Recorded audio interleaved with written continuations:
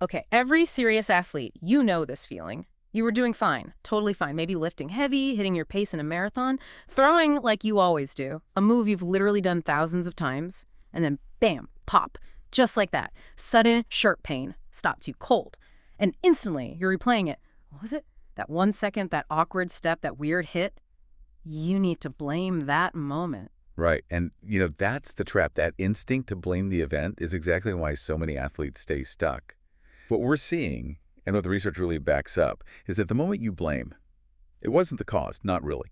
It was just the breaking point, the final straw, let's say, that so-called sudden injury. It just exposed something that was already breaking, something quietly building up under the surface for weeks, maybe even months. You weren't really injured by that action. You were injured because your system was already completely maxed out. Okay, yeah, let's dig into that because that's a huge shift in thinking for most people. So today we're doing a deep dive into this idea, the 90% principle. Basically, our goal here is to figure out why you, the high performer, may be feeling great right now, could be unknowingly running your body totally in the red zone, like zero margin for error, and how to stop just, chasing the pain and actually fix what's really going on underneath. It's about understanding the body less like isolated parts and more like like an electrical grid, maybe. Right. Or a system of levers and supports. If one main support beam gets weak, the whole structure doesn't just collapse instantly. No, it shifts the load. It compensates. Yeah. And that compensation, that shifting burden, well, that's the math behind this 90% idea. We've got to look past the thing that's screaming right now and see the whole overloaded system. That grid analogy helps. So it's different from, say, okay, imagine you haven't worked out in a year. Then you jump in to some crazy intense CrossFit workout. You're going to crash, right? The workout triggers the massive soreness, sure, but the real issue was the system just wasn't ready. Zero preparation. The 90% principle is kind of like that, but sneaky. It applies even when you think you're fully prepared. Precisely. Yeah, exactly. The principle basically says that most athletes, even the ones hitting PRs, feeling amazing, they're often walking around with these hidden compensation patterns. They feel good, they're training hard, performing well, but functionally, their system is redlining. They've essentially hired backup singers to do the lead vocalist's job, secondary muscles doing primary stabilization. It leaves absolutely zero wiggle room. If the system's total capacity is 100%, they're already burning through 90% just to hold things together during normal training. Okay, let's trace how that happens, that slow buildup. Yeah. Because it's not magic, right? It's a step-by-step process over time. Talk us through that timeline, say weeks 1 to 12. Yeah. What's going on under the hood where the athlete feels basically nothing? Well, it's insidious, really, because it usually starts pain-free. In those early weeks, maybe a key stabilizer muscle just gets sleepy, let's say weak. Could be a hip muscle, could be something supporting the shoulder blade. It just stops doing its main job efficiently. Now, the body hates instability, so it compensates immediately. Another muscle, maybe nearby, maybe even distant, it gets tight, really tight. It's trying to clamp down and provide stability. Think maybe your chest muscle tightening up, pulling your shoulders slightly forward because the back stabilizers aren't holding it properly. Then you get layer 3. Other smaller muscles, like maybe the rotator cuff in the shoulder example, they start working overtime, grinding away, trying to do the job of those bigger, now lazy muscles. And the whole time, the athlete maybe feels a little tight, something they'd stretch out, roll out. They think, I'm good. But by, say, week 13, the system is just barely coping. It's hit that red line. It's at 90% capacity. Every single movement, every throw, every stride is now pushing the absolute limit of those overworked, compensating tissues. You might not feel sharp pain yet because the body is incredible at masking dysfunction to keep you going. Survival mechanism, right? Then, week 14 arrives. The injury moment, that awkward landing, the bump from another player, the throw that just feels slightly off, that little extra demand pushes the system past 100%, maybe to 110%, and something gives. The tissue fails. You blame that final 10% stress the event itself, but the real culprit was the 90% chronic overload that set the stage. This is where a real-world example really helps drive it home. Let's talk about that water polo player you mentioned. He gets hit on the elbow during a throw, immediate pop, sharp pain, classic scenario. And he comes in asking that question we hear all the time. Why? Why did that one little hit cause this much damage? Yeah, and he was totally convinced, 100%, that the impact was the sole cause. But when we started digging, looking at his history, the real problem didn't start that week. It started about 12 months earlier. His body had actually sent up a huge flare gun signal a year before that. He'd had shoulder bursitis. He did the usual stuff, treated the inflammation, rested it. The pain went away. So he figured, fixed. But that bursitis, That was the body already running at, say, 85% capacity. It was the system's first big warning sign that the mechanics were off. He basically just turned off the alarm bell but didn't check for the fire. So fast forward a year, the elbow gets hit, and you do a full assessment. What did you actually find? What was the underlying pattern that had been brewing for months? Well, it wasn't just one thing. It's a whole body issue, a pattern. Specifically, we found like 4 key things going wrong. First, his shoulder blade muscles, the serratus anterior, really important for letting the shoulder blade move correctly when they just weren't firing properly, almost asleep. Second, his right hip stabilizer, the gluteus medius muscle on his drive leg side, totally offline, not activating. Third, his chest muscle, the pec minor, was super tight, physically pulling his shoulder joint forward into a really unstable, risky position for throwing. And then finally, because of all that, the muscles on the back of his shoulder, they were completely exhausted, just working like crazy, trying to hold everything together. Yeah. Wow. So his shoulder pain wasn't really just about his shoulder at all. This is that kinetic chain idea you mentioned earlier, right? Yeah. Can you break that down quickly for listeners? What did that mean? Yeah, think of your body like dominoes lined up. Yeah. Or maybe links in a chain. The kinetic chain just means that movement and force travel through the body in sequence. Power generated in your foot when you push off to run travels up through your ankle, knee, hip, core, and eventually maybe out through your arm or shoulder. If one link in that chain is weak or unstable, like his sleepy hip muscle, the next link up the chain has to compensate. It gets overloaded. In his case, that weak hip meant he couldn't generate stable power from his legs and core. So all that force, all that instability got shunted right up into his throwing shoulder. The elbow hit was just the final trigger that exposed the faulty chain.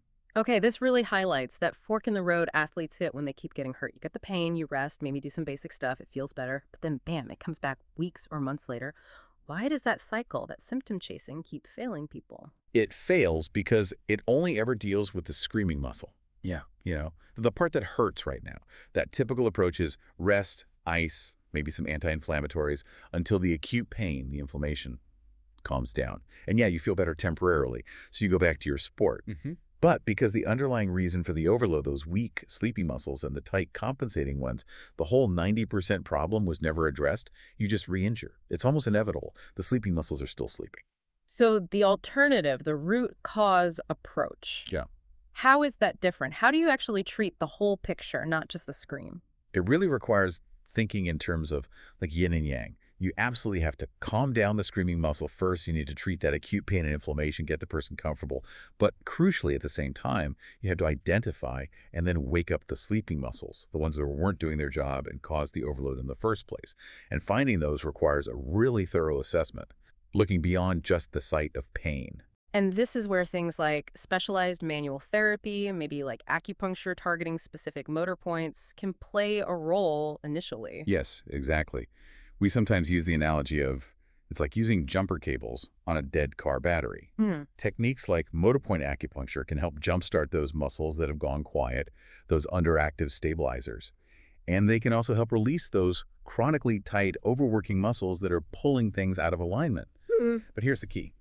That's just the jumpstart. Healing the tissue damage isn't the same as fixing the faulty movement pattern that caused it. Right. Which brings us to what feels like the often missed piece for truly getting resilient, the right exercises. You can jumpstart the car, but if you don't teach the driver, the neuromuscular system, how to operate correctly, it's just going to stall out again down the road. That's the absolute core of fixing the 90%. Manual therapy creates a window of opportunity for healing and change. But the corrective exercises are what actually fix the root cause. For that water polo player, the exercises weren't generic shoulder exercises. They were super specific, targeted directly at the weak links we found in his kinetic chain assessment. Okay, so the first one you mentioned was wall slides. What's the goal there? Yeah, wall slides are fantastic for retraining those weak shoulder blade muscles, the serratus anterior, teaching them how to stabilize the scapula properly before the arm even moves into a throwing motion. It rebuilds that foundation. Makes sense. And second, clamshells. Sounds simple, but targeted. Very targeted. Clamshells are all about waking up and strengthening that weak hip stabilizer, the glute medius. We needed to make sure his hip could provide a stable base, generate power correctly, so the stress wouldn't keep transferring up to his shoulder. Got it. And third, you mentioned an exercise called the Founder. Yes. Founder is part of a system called foundation training. It's less about isolating one muscle and more about integrating the entire posterior chain, all the muscles down the back of the body, from your neck to your heels. It helps decompress the spine and teaches the whole system to work together as a coordinated unit again. Because if you don't strengthen those specific weak links and then teach them to play nicely with the rest of the system, you're basically guaranteed to creep back up to that 90% danger zone. Okay, this is huge. So for everyone listening right now, maybe nodding along thinking this sounds like me, how can you tell if you might be operating at 90% capacity right now? Like before the big injury hits? The body does send signals, right? Little whispers before the scream. Oh, absolutely. We just need to learn to listen. First, look for what I'd call chronic physical signals. This isn't sharp pain usually. It's things like tightness that just never seems to fully go away, no matter how much you stretch or foam roll that area. Or maybe you constantly feel the need to crack your back or pop your neck just to feel okay. That's compensation. Or maybe feeling a bit unstable or loose during certain movements. Even something subtle like, do you find yourself using your hands to push off your thighs when you stand up from a chair? That's your body finding a workaround for weak core or hip muscles. These little aches and stiffnesses, they aren't just getting older.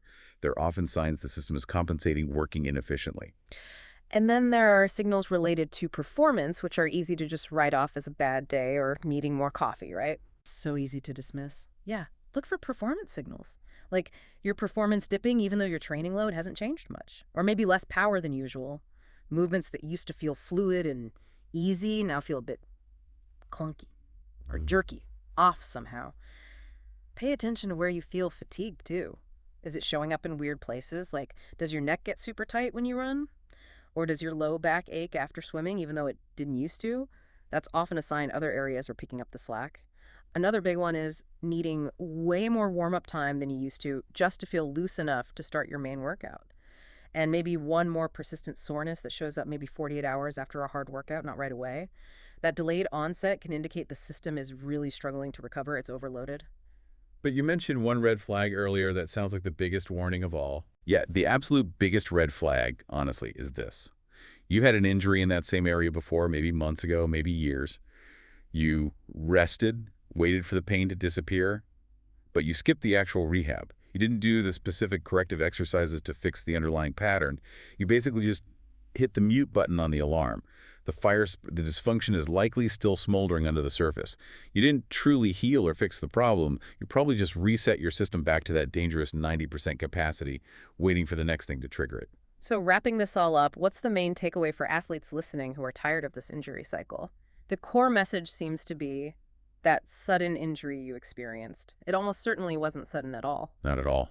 It was the predictable outcome of your system running way too close to its maximum capacity, probably for months. And blaming that final 10%, that last awkward step or hit, completely misses the point.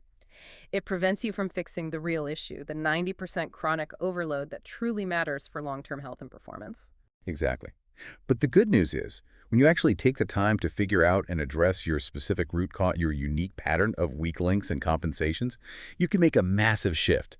You move from feeling fragile, always waiting for the other shoe to drop, to feeling genuinely resilient, robust.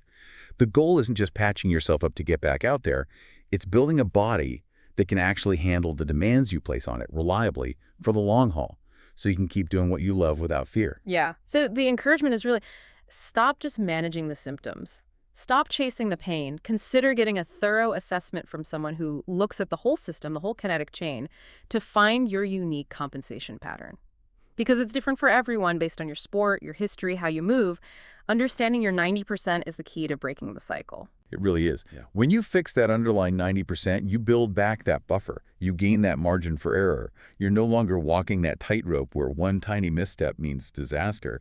The aim is to get your baseline operating level down from that 90% danger zone back to maybe 60% or 70% during activity. That leaves you with the physiological room you need to handle unexpected stresses, push hard safely, and actually thrive under pressure, not just survive. So maybe the final thought to leave everyone with is this. Which compensation pattern, which subtle signal might your body be trying to whisper to you about right now? And the real question is, what are you going to do about that 90% before the final 10% inevitably catches up?